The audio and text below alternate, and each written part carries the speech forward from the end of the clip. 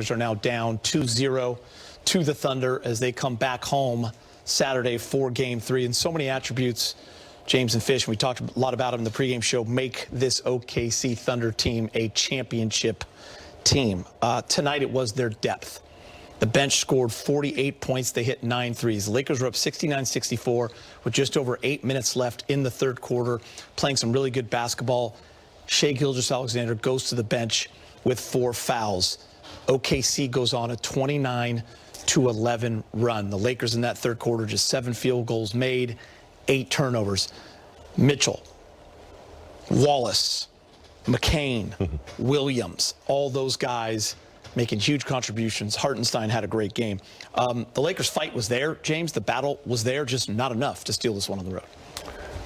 Gator, the things you just mentioned are the characteristics of a championship team.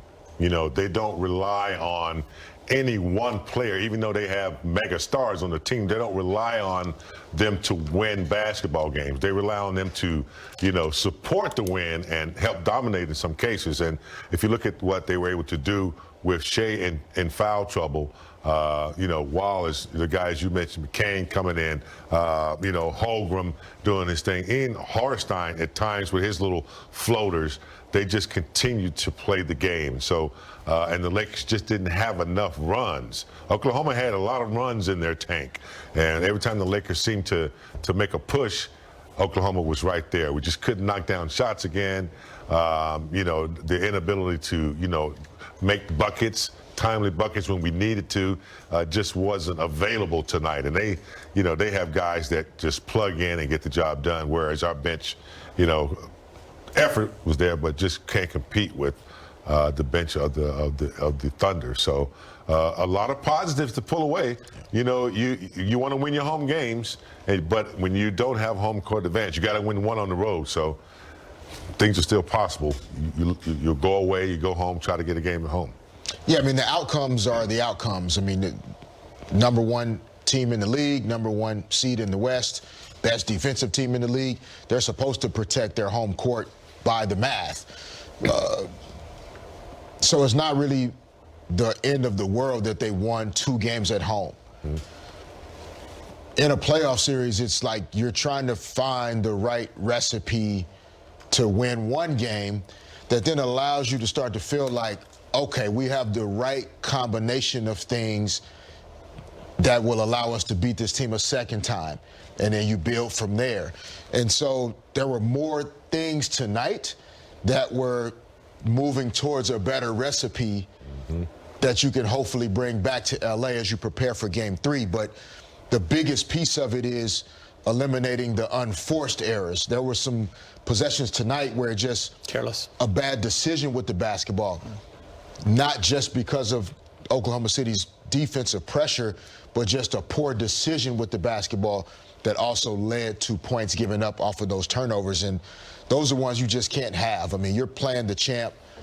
You have to knock the champ out. You're not going to win a decision. It can't be a 50-50 type of battle. You have to knock them out. And so far, they haven't gotten close enough to doing that. Turning the ball over.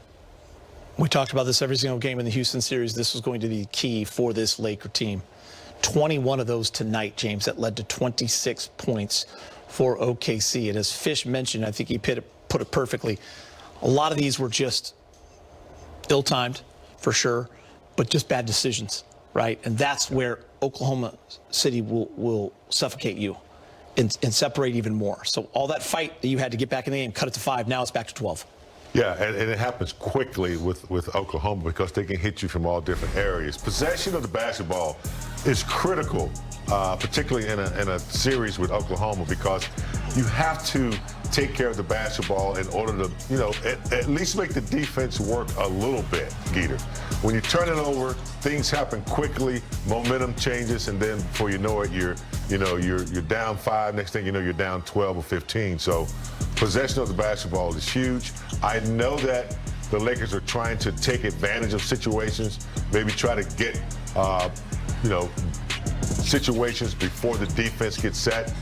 But they have to be aware of the basketball and not turn it over, because you just can't do it with any team But particularly, you can't do it against Oklahoma, who seems to benefit just about off every turnover that you make. Yeah, and I think the other part, you know, we used to battle against the San Antonio Spurs often, and we'd feel at times like they were getting the benefit of the doubt of the whistle, right? Like the way they played defense, maybe they were smart, that, you know, their hands would be in there, but then maybe they pulled their hands out at the right time, whatever it was. And we had to learn the energy wasted on the referees, the complaining, the talking, getting into back and forths, et cetera, was just energy that didn't go into, like, what do we need to do this next possession to be successful?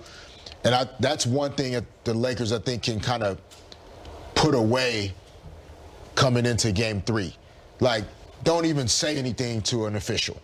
Yeah. Bad call, bad whistle, should have gone the other way. Either the coaching staff is going to challenge it or not, but just get ready for the next possession. And then that energy that you're conserving and saving can then go into, like, not turning the ball over 3 or 4 possessions later, making clearer decisions with the ball because you're not allowing your frustration and your energy to build up a certain way. Let's talk OKC. I think the Lakers are doing about as good a job as you can on Shai Gilgeous-Alexander, the MVP. Yeah, he had 22 tonight. He had 13 after 3. He was only 7 of 13. He got to the line 9 times, made 7 of them. He's going to get to the free throw line. He's going to get calls. But it was the balance of this team led by Chet with his 22, A.J. Mitchell 20, Jared McCain again with 18, Kason Wallace 12, and Isaiah Hartenstein was 5 for 6 for 10 points. A.J. Mitchell, guys, was fantastic. 20 points, 7 of 12, got to the line 7 times, and really navigated and ran this team when SGA was out for those 8 minutes. Jared McCain is now 8 for 10 on the series from 3, and the confidence is absolutely through the roof. Those two guys kind of led the way, James. Yeah, who's remind you of? Remind you of one of those dynasty teams that this guy played on, where they could hit you with Shaw, Fish, you know, Lamar Odom, Robert Horry. So we're not even talking about Kobe and Shaq yet. So Oklahoma is setting the tone for what teams better start looking like. Okay, you better start looking at the variety, not depending on one player. Guys coming off the bench who could, you know, pretty much be all-stars or potentially start other places. They're setting the tone for what an NBA team is going to have to look like in the future if you want to win. And so, you know, you have to be patient. You have to be, you know, able to control your emotions, like Fish said, and a lot of variables go into a game when you're playing a team like Oklahoma, because you can't just concentrate on 2 or 3 players. You got to concentrate on a system, and they just plug in players and they just come in and they just knock you out, and ready to do it quickly too. Yeah, I mean, James is right. You think about the 2 teams that played in the NBA Finals last season, Indiana Pacers, Oklahoma City Thunder, 2 teams that play a very, very balanced style of basketball. Their best players, yes, they're statistically impactful, but the ball moves around with a lot of freedom. And a number of players, multiple players, feel free to be who they are and play their game. The Lakers have a similar space. You can tell, like, Austin Reeves feel comfortable. Rui, obviously when Luka's in the lineup. LeBron's offensive production. Luke Kennard. But there's just a consistency in the energy that OKC brings in terms of multiple guys trusting their shot, trusting going out to make plays. And look, you tip your cap. They won their 2 games at home. Another game tonight where you're up 5 in the third quarter this time. The first game, you were down by 4 with 6:40 to go in the third. Tonight, you're up by 5 before the run happens in the third quarter. So again, your recipe, you're mixing some things in and out, and you got a little closer tonight to it being a good dish, but you have to add it up some more and figure out a way to win Game 3. All right, guys, we talked about that bench scoring as I show you what this OKC team did tonight. Here are the numbers. In Game 1, 34 points. In Game 2, 48 points. You see the field goal percentage, a ridiculous 55%.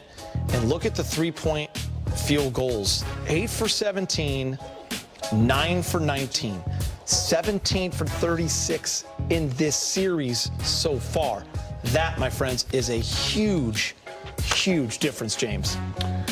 Yeah, the value of the three ball, Geeter. I mean, but you're getting it from 8 for 17, all 9 the bench for guys. 19. I mean, that's the bench. And not only that, Geeter, they're moving the basketball. Look at that, 10 assists, 12 assists. So they're not just like, coming in, shooting a lot of shots. They're continuing to play Oklahoma basketball. They're passing, they're moving, they're making the defense work. It's the same, as the starters. So good team.